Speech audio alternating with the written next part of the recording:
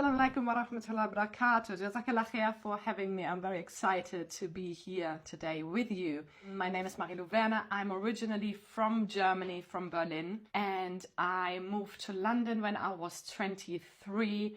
I went to university there, studied there, and lived there for quite a while until I became a wife and a mother, and now I am based in Portugal. I'm also the founder of the Revert channel, and I'm a marriage transformation coach as work. How about your life in regards to faith? Well, my life in regards of faith, it was an interesting journey, I would say, because my parents are completely not religious. So I was raised without any religion in my life.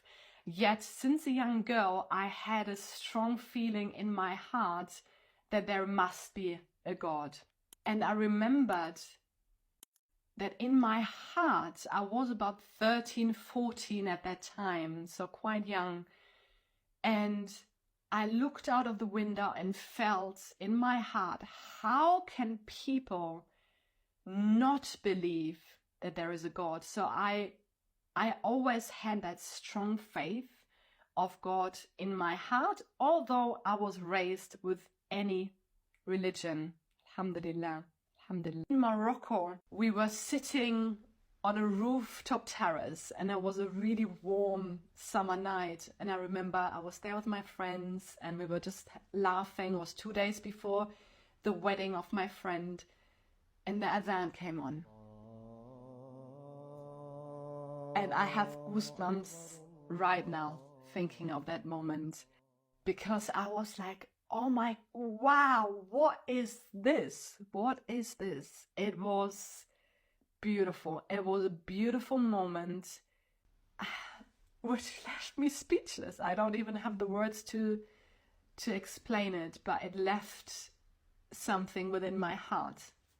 When I took my shahada, I remember that everyone around me started to cry. And I was just a little bit confused by that. It didn't feel as big for me in that moment. Probably I was just nervous. And remembering leaving the masjid, my friend turned around and looked at me after about 10-15 minutes when we were walking towards the car. And she said to me, "You are still wearing the scarf." And that moment, I felt like not taking it off, although I know what I felt in my heart about an hour before. And the feeling was almost like if I take my scarf off, I would be naked. And I continued to wear that scarf. And alhamdulillah, until today, 12 years later. After I took my shahada for about 4 or 5 days, and then I had to take the boat over to Spain, and from Spain I flew back to Germany, not to England. So I had my holidays booked in Morocco, and then I thought I would visit my family and then go back to London where I was living. So obviously there was a challenge. And I remember I was sitting on that boat, picking up the phone, thinking, I think I should call my mom and warn her. So I called my mom, and me and my mom, alhamdulillah, we have a very close bond. I remember I was sitting on the desk on the boat, and the wind was floating around me, and I was on the phone. She could hardly hear me. And I said, "Mom, I need to tell you something." And she says to me, "You became a Muslim, right?" Subhanallah, she knew. She knew. And the second sentence she told me was, "But you're not wearing a headscarf, right?" And I said, almost out of shock that she knew. I said, No, I'm not. Yes, I took my shahada, but I'm not wearing a headscarf. Astaghfirullah, I was lying in that moment. Then I remember a moment when I left the house without the scarf, and I was out, and then I went to a supermarket. But before I left the house completely, I put the scarf on.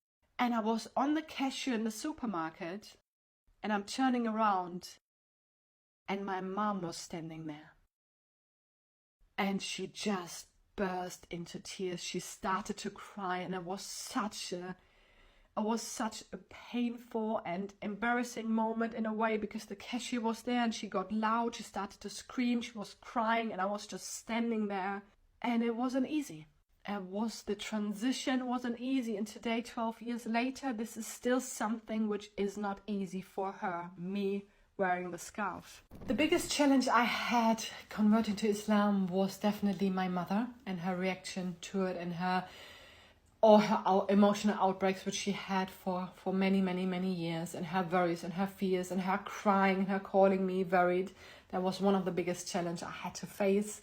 Also, going back to university, I remember my head teacher looked at me and saying, "What happened to you? Did you shave up your hair?" And I said, "No, I became a Muslim." So there were quite inappropriate comments and moments and challenges where I had to breathe through and walk through, and Allah was with me. How did you manage to keep your faith, and what do you think a convert needs the most immediately after he or she becomes a Muslim? My faith was really through prayer, and I remember how many times I was on the prayer mat crying nearly every single day. It was not an easy journey, but prayer kept me through, and I just felt Allah's love with me throughout the whole journey. What I think is the most important thing for a new convert, for a new revert, is a community. Is a community to guide her, to guide him, to be there, and to also understand and to explain. The Quran was revealed over 23 years. We do not need to understand all our faith. We don't need to know everything overnight. We have time, and my journey is not equal like your journey. Your journey is different like their journeys, and it is really about taking things day by day and step by step. What do you want to say to a Muslim woman who is struggling about practicing her religion in this society? Never give up when you fall off the wagon. Never give up when you fail in your prayer.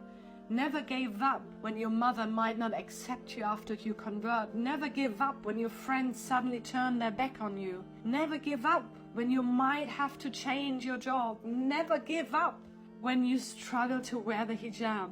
Never give up, because know that Allah is there loving you so deeply.